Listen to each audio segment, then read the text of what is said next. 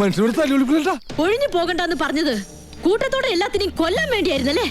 എല്ലാം തകർത്ത് കളയുന്നു ഇയാള് പറഞ്ഞപ്പോ ഇത്രയും ചെയ്തു കളയുന്നു ഞങ്ങൾ കരുതിയില്ല. ഇന്നലെ രാത്രി ആശാനും മക്കളും കാവിൽ കഥകളി കാണാൻ പോയില്ലായിരുന്നുവെങ്കിൽ എന്താകുമായിരുന്നു ഇവരുടെ കഥ?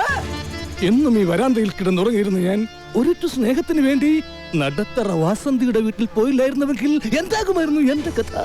കാക്കാം കീക്കാം മല്ലയ്യ എന്ന് തൊണ്ട പൊട്ടുമാർ ഉച്ചത്തിൽ വിളിച്ചു പറഞ്ഞാൽ ഞങ്ങളോടത് വേണ്ടായിരുന്നു മല്ലയ്യ, വേണ്ടായിരുന്നു. മുതലാളിമാരൊക്കെ ഇങ്ങനെയാ ഗോപാല. ഒന്ന് പറയും മറ്റൊന്ന് പ്രവർത്തിക്കും. ഉള്ള കിടപ്പാടം തകർത്തതിനേക്കായി ഭേദം ഞങ്ങളെ കൂടെ കൊല്ലാമായിരുന്നു. ആസാനം നിങ്ങളെ ഒളിപ്പിക്കാൻ എനിക്കിങ്ങനെ ഒരു നാടകം കളിക്കേണ്ട കാര്യമില്ല. അങ്ങനെ ഒളിപ്പിക്കണമെങ്കിൽ ഞാൻ ഒളിപ്പിച്ചിരിക്കും, അത് വേറെ കാര്യം. ഇത് ഞങ്ങളെ വണ്ടി ഏതോ കള്ള ഹുട കത്കൊണ്ട് വന്ന് ബോധമില്ല